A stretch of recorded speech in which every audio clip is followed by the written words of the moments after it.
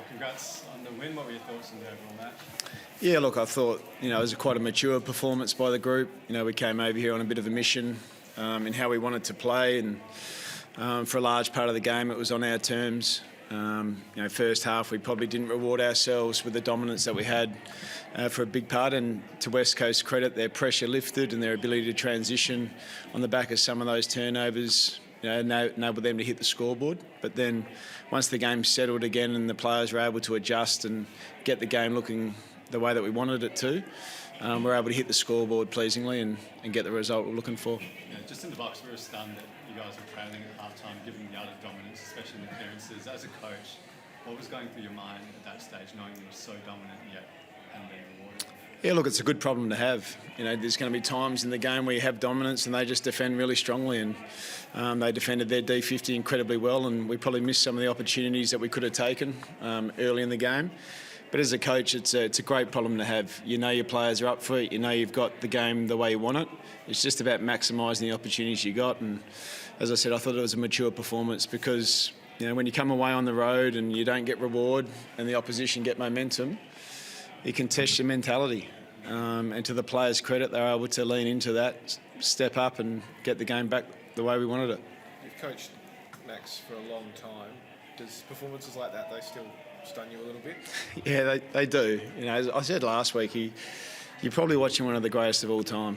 And, we're in awe of the big fella, the way he goes about his work. And, he's had to work hard this season to get in the form that he's in currently. And he's such a great leader of our footy club, and he's driving a lot of what we want.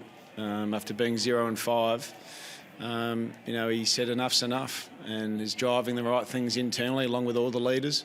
And we've been able to get some momentum back in our season. Was the decision to tag Harley with Jack Early as a result of what happened last year? Yeah? Oh no, we went and watched the game last week live, against Hawthorn, and saw that Harley's second half was a player that was pretty close to getting back to some pretty good form. And we know the dynamic nature that he has, and we've got a huge respect and admiration for the way that he can go about his footy. And we learnt the hard way last year. We thought we'd take that out of the question this year. Going 3-0, Simon, in your last three, have there been common themes for you across those games? The biggest thing and the biggest shift is our ability to value what we do without the ball. And we got back defending in a manner that resembles a Melbourne footy club. One that's highly competitive, hard to play against consistently. And on the back of that, all the training and the way we've trained our offence and the way we've scored, and we're doing it multiple different ways at the moment, is coming out. And it's credit to the players and their mindset shift and what they value. Do you feel like it's got you back into the season? Oh, look, it's a long year. It's a long season. So we're just working our way back into some of our best form possible. And we're not in a position where we can look far ahead at all. We've had 3 positive weeks, but we know the challenges are just around the corner. We've got Hawthorn next week, a really strong footy club that we're looking forward to playing back on our home ground. What do you make of the last quarter? I think it's the first time you've won the last quarter this year. That's, I think, 5-3 West Coast score. That must have disappointed you that they were able to put that on the board. Yeah, look, it's something we wanted to tick off in terms of winning a last quarter. We're able to do that, something we've ticked off.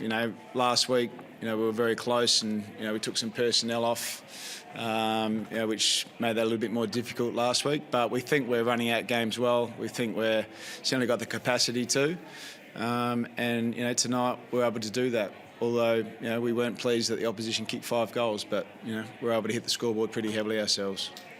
Was Petty? Can you tell us about Petty? Was he hurt, injured in that incident with McGovern? Was that at the same time? Yeah. And concussion? Concussed as well. Yeah. What did you make of Turner going forward and taking that opportunity with Petty off the ground? Yeah, look, I think when Petty went off the ground, we had to adjust probably 4 or 5 different roles.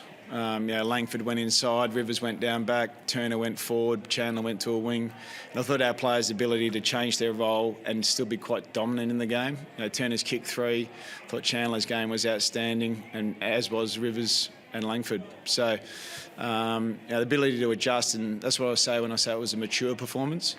That's what I mean. It wasn't just our leaders, it was our younger players being able to change roles and execute for the team. and still get the result we're looking for. Just back on that moment with the 2 concussions, there's going to be a lot of debate about Melksham. He shoved with his body and propelled McGovern into that. What were your thoughts on that? Yeah, I watched it a few times, and I'm pretty clear that Melksham's contesting the ball. He marks the ball. You could argue whether it was a free kick or not. And if you watch the concussion of Petty pretty closely, his how he got into that contest will be scrutinised as well, I'm sure. But in the end of the day, you've got 2 players concussed. We hope Jeremy's okay.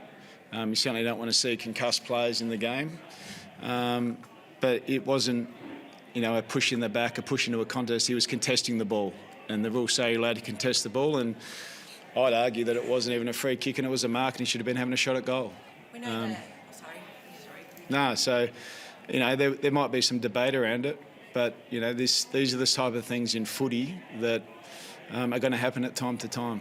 We don't want them to happen, but they're going to happen. We know that the AFL are trying to stamp out these sort of acts, but there's been a lot of debate around the difference between a football act and these acts that are seeing players get suspended. Do you have a take on that in itself is a football act, that marking contest? Yeah, well, as I said, he's protecting the drop of the ball and contesting the ball. And if you're doing that, that's a football act in my mind. So I'm sure there'll be a lot of talk, a lot of debate around the incident. You end up with 2 players concussed, and sometimes you might have to ask yourself, how did Petty get into that contest? But Melksham, from his perspective, he was contesting the ball. He was protecting the drop of the ball, and that's a very legal act in our game. Petty's injury, as unfortunate as it is, opens up an opportunity. Do you feel like Van Rooyen's ready to come back into the AFL space? Yeah, look, he certainly played some really strong footy in the VFL last week. We had a bye this week. Aidan Johnson as well played an exceptional game in the VFL. So we've got 2 big guys that are in pretty strong form. But we'll go away and have a look at that. Obviously, injury always gives opportunity. And Jake was one of those players that we think is really important to us, but we've got to make sure he's right to go. How's Clayton Oliver going, and what are his chances of playing next week? Yeah, look, his well-being's the biggest thing for us. And I think as an industry we're getting very mature now about the well-being space and the mental health space, and making sure, if you aren't feeling right, put your hand up. And we're very proud of Clayton and to be able to do that and say, I need some time. Now, we're hopeful that time, by the time we get back from Perth, and he'll be feeling a little bit better and integrate back into our program. But we'll wait and see. We're not going to put any pressure on him. We just want to make sure he's healthy, as we have done for a long time now. And we'll welcome him back with open arms. Thanks, guys. Thanks.